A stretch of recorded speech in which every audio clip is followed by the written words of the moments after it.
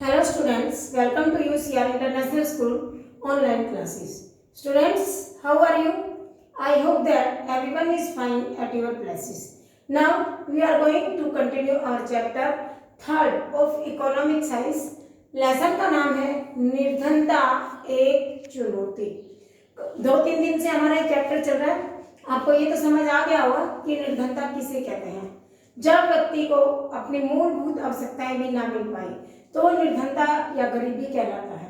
मूलभूत आवश्यकताओं में कौन सी चीजें होती हैं? भोजन, वस्त्र और आवास। इसके बाद हम चलते हैं शिक्षा, स्वास्थ्य या और किसी नीड्स पर, स्वास्थ्य पे। लेकिन जो 3 मेन नीड्स है वो कौन सी है? भोजन, वस्त्र और घर। सभी को चाहिए, चाहे वो छोटी सी झोपड़ी में रहता हो, चाहे वो कैसे भी कपड़े पहनता हो, लेकिन ये तन ढकने के लिए, पेट को चलाने के लिए ये चीजें जरूरी हैं, पेट को पालने के लिए। अब कुछ लोगों को वो चीजें भी मुहैया नहीं हो पाती, तो उसके रीजन क्या है, उस निर्धनता के कारण क्या है, आज हम अपने उसी टॉपिक पर आते हैं। देखिए, ब्रिटिश शासन सबसे बड़ा उस समस्या का कारण है। उस समय जब आज से कुछ साल पहले अंग्रेजों ने हमारे देश पर शासन किया, ब्रिटिश शासन का मतलब है अंग्रेजों ने जब इंडिया पर शासन किया उस समय उन्होंने बहुत लंबे समय तक शासन किया, लगभग 200-250 साल तक। तो उस समय कभी मुगलों ने शासन किया, कभी तुर्कों ने किया, कभी अफगानों ने किया, कभी मंगोलों ने और कभी अंग्रेजों ने। इस तरह से 2-2.5 साल तक हमारा जो देश था विदेशी प्रभाव में रहा और अपनी बेसिक शक्तियों ने यहाँ पर उनके जो भी हमारी धन संपदा थी अपार, उसको लूटा और अपने देश के खजानों को भरा, जिससे हमारा जो देश था वो धीरे धीरे कमजोर और खोखला होता चला गया आर्थिक मामले से। उसके बाद आता है औद्योगिकरण की कमी। हमारे देश में प्राचीन काल से लेकर आज तक हालांकि काफी डेवलपमेंट आ गया है, काफी विकास कर लिया है और देशों के मुकाबले हम होड़ में हैं, लेकिन उद्योग धंधे और कारखाने अभी भी बेरोजगार युवकों की संख्या की अपेक्षा कम है। अभी लोग बेरोजगार बहुत ज्यादा हैं, कारखानों का उदय हो चुका है और तरक्कीशील है, लेकिन पूरी तरह से अभी वो एस्टेब्लिश नहीं हुए हैं। औद्योगिकरण की कमी है। एक दो जैसे वस्त्र उद्योग पुराना वो अब तक चलता आ रहा है। नई चीजें, नई टेक्नोलॉजी के उद्योग स्थापित करने चाहिए ताकि सभी लोगों को काम मिले। उसके बाद कृषि पर अत्यधिक निर्भरता। आज भी किसान कृषि पर निर्भर है और आज से सैकड़ों साल पहले भी किसान कृषि पर निर्भर थे। उस समय किसानों के ऊपर अंग्रेजों ने बहुत भारी करों का बोझ ला दिया था।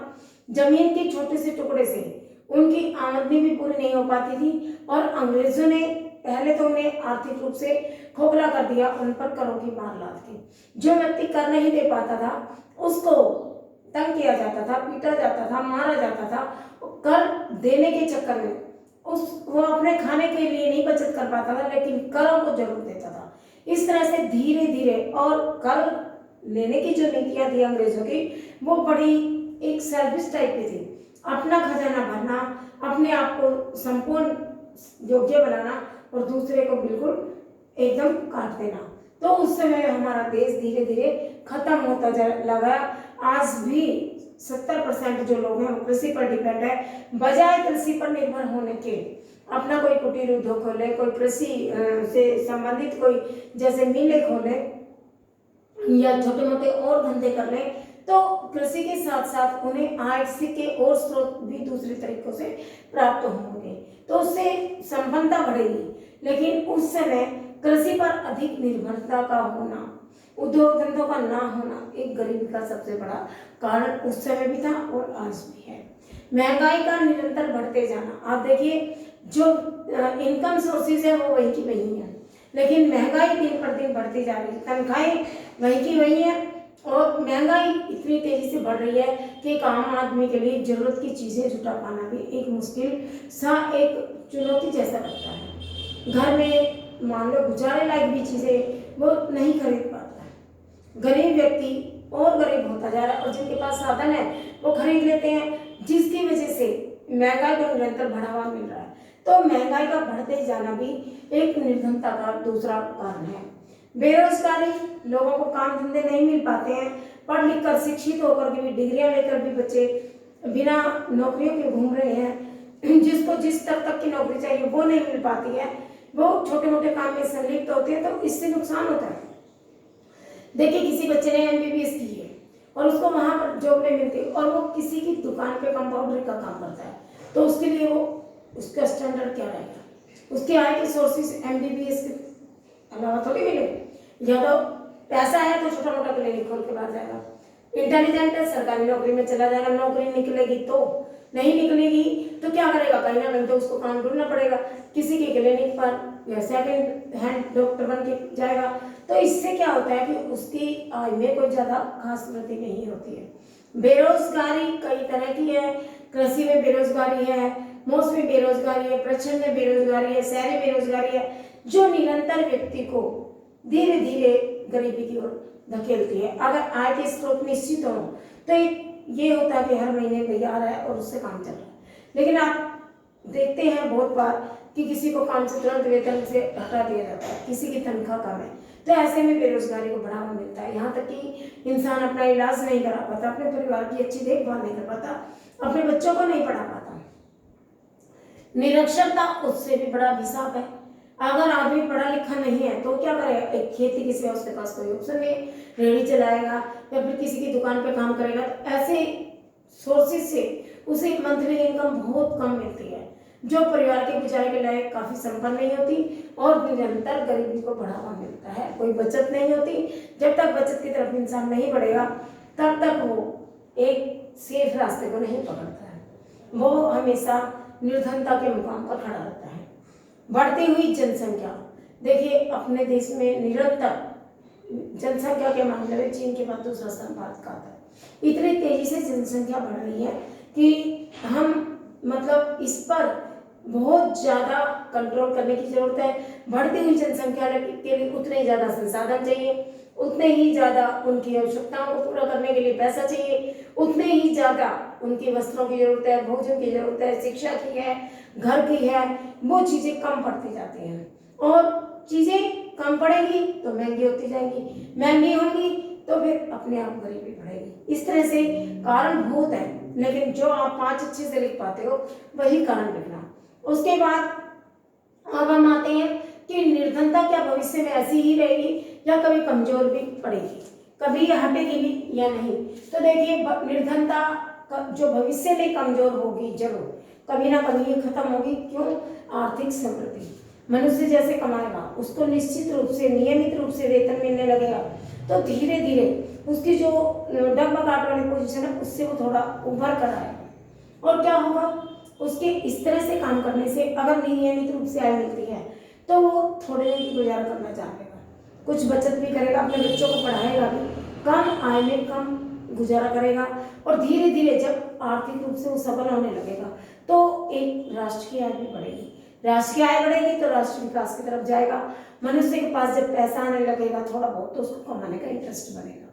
तो जब आर्थिक रूप से उसको साधन मिलने शुरू होंगे रोजगार के, तो धीरे उसकी गरीबी में कम होने के आसार हैं। उसके बाद सरकार जो शिक्षा के लिए निरंतर प्रयास कर रही है, स्कूल में प्राथमिक शिक्षा फ्री कर दी गई है, लड़कियों की शिक्षा फ्री कर दी गई है, यहाँ तक कि पढ़ने वाले बच्चों को सरकार अपनी तरफ से गिफ्ट्स भी देती है, किसी को साइकिल, किसी को कंप्यूटर, किसी को और कुछ। और स्कूलों में भर्ती भी फ्री दी जाती है गरीब बच्चों, स्वेटर है, उनकी जो भी रिक्वायरमेंट है शिक्षा से संबंधित किताबें हैं वो भी पूरी की जाती है। यहाँ तक कि दोपहर का भोजन भी गरीब बच्चों को दिया जाता है जो स्कूल में आते हैं प्राथमिक लेवल पर। तो धीरे धीरे क्या होगा, जैसे जैसे शिक्षा बढ़ेगी लोगों में जागरूकता आएगी, जागरूकता आएगी तो वो एक महत्व समझेंगे हर चीज का और वो धीरे धीरे छोटे मोटे व्यवसाय को, रोजगार को कर पाने में समर्थ होंगे, जिससे निर्धनता के कम होने के आसार होंगे। जनसंख्या में भी गिरावट होगी, लोग समझदार बनेंगे तो जनसंख्या में आज देखिए पहले 7-7, 8-8, 10-10 बच्चे होते थे, आज किसी के 2 या 3 और आने वाला समय होगा तो हो सकता है एक पे भी पेरेंट्स सहमत हो।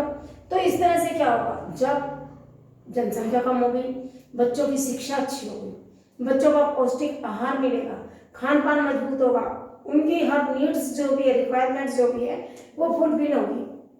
तो इस तरह से जनसंख्या में गिरावट आएगी, तो जो भागा भागी है, मारा मारी है, जैसे हर चीज के लिए महंगाई का बढ़ना, ये चीजें धीरे धीरे कम होती चली जाएगी। और उसके बाद महिलाओं का बढ़ता हुआ सशक्तिकरण। आज महिलाएं पीछे के समय को अगर हम देखते हैं, उसके मुकाबले बहुत सफल है।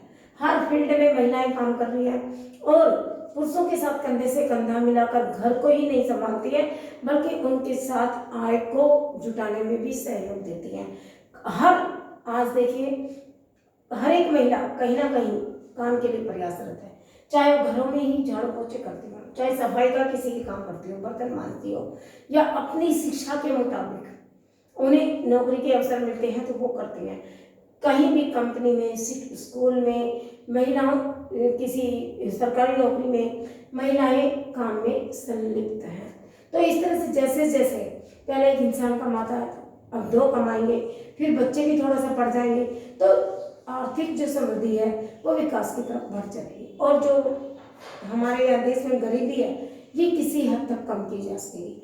पहले की अपेक्षा गरीबी में गिरावट आई है, माहौल और विकास निरंतर आगे बढ़ा है। अब हम गरीबी का आंकलन कैसे करते हैं, क्या कैसे पता लगता है हमें कि गरीब कौन है?